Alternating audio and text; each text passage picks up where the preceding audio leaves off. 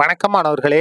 இந்த வீடியோவில் 10ஆம் வகுப்பு கணிதம் அலகு 5 ஆயத்தொலை வடிவியல் இதில் பயிற்சி 5ல் 4ல் 10வது கணக்கு பார்க்க போகிறோம். என்ன கொடுத்துருக்காங்க பாருங்க.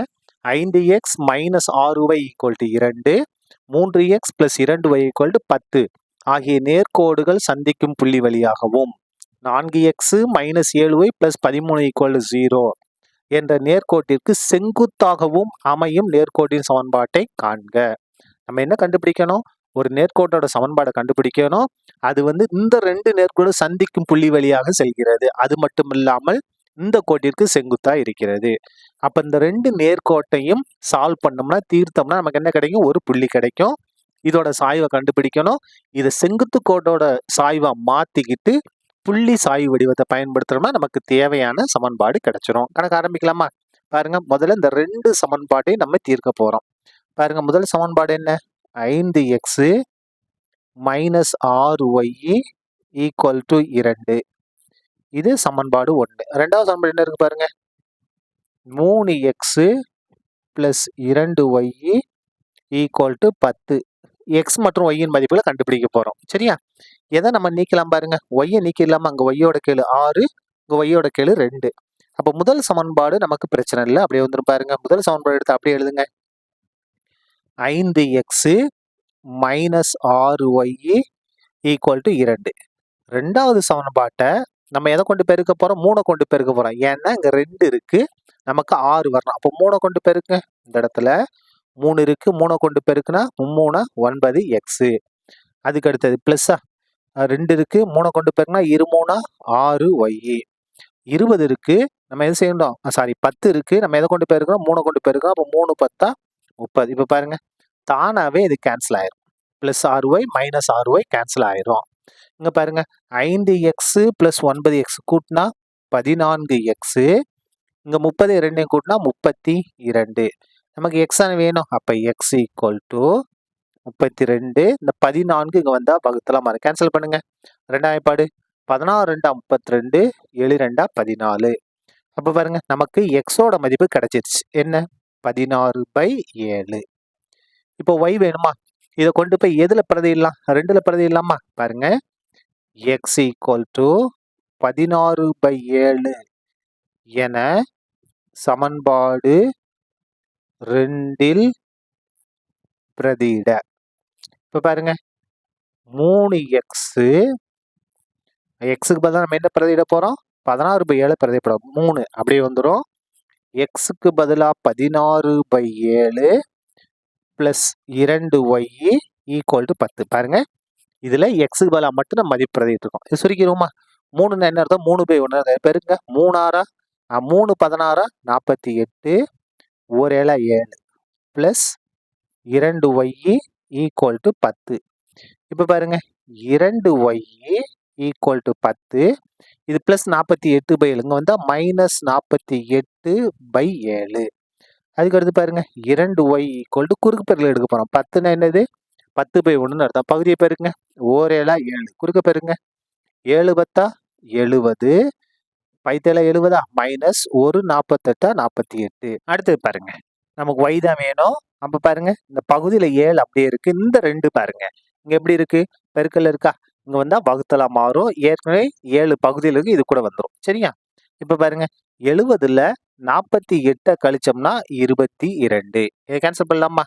1 2 11 22. அப்போ y = 11/7. இதான் என்னது?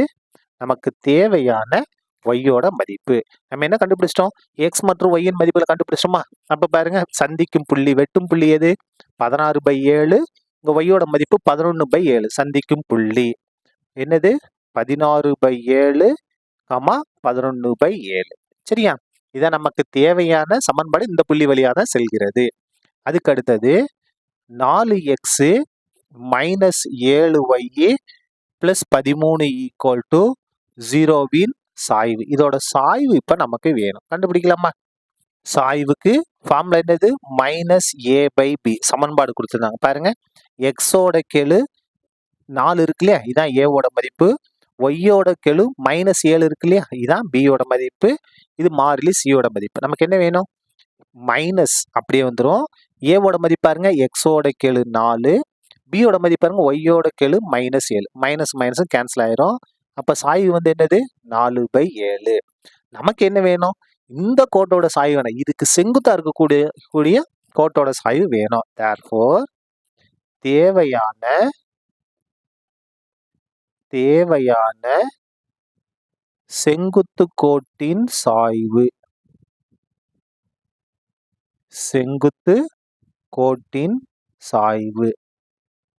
செங்குத்து கோட்டோட சாய்வு அப்படின்னா என்ன செஞ்சிருவோம்? இத தலைகீழ மாத்தி குறிய மாத்தணும். 4/7 தலைகீழ மாத்தினா 7/4 மைனஸா மாறிடும். தலைகீழ மாத்தினா 7/4 இங்க பிளஸ் இருக்கு மைனஸா மாறிடும். ஏன்னா 2 கோடுகள் செங்குத்தானுடைய பெருக்கல் பலன் என்னவா இருக்கும்? சாய்வுகளோட பெருக்கல் பலன் -1 இருக்கும். இது ரெண்டையும் பெருக்கி பாருங்க.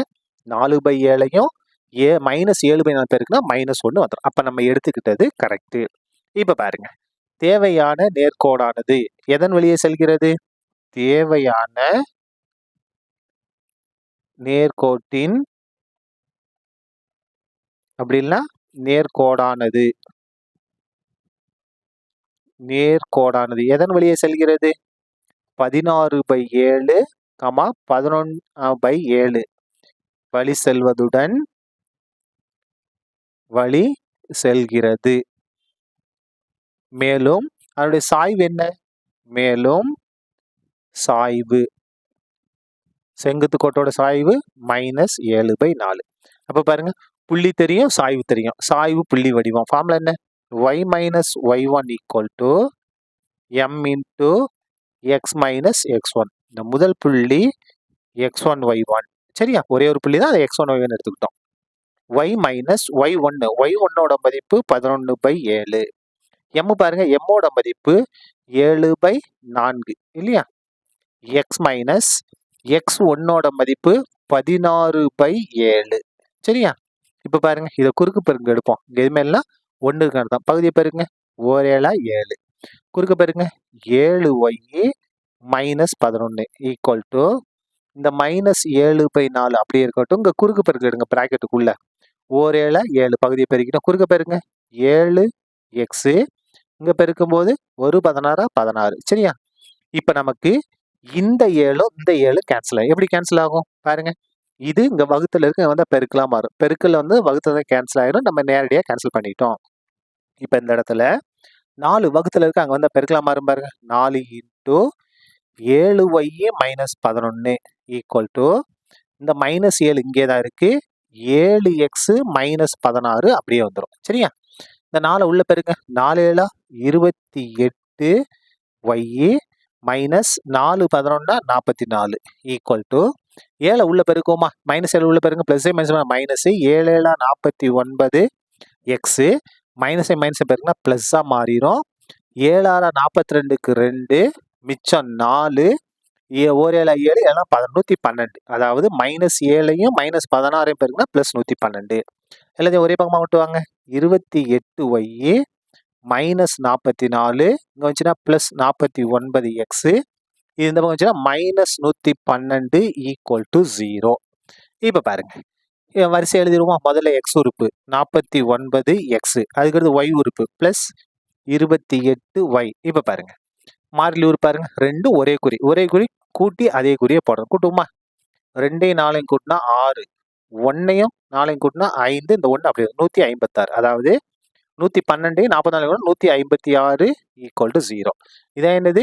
நமக்கு தேவையான நேர்கோட்டோட சமன்பாடு. சரிங்க? அவ்வளவுதான். இந்த கணக்கு முடிந்தது. நன்றி.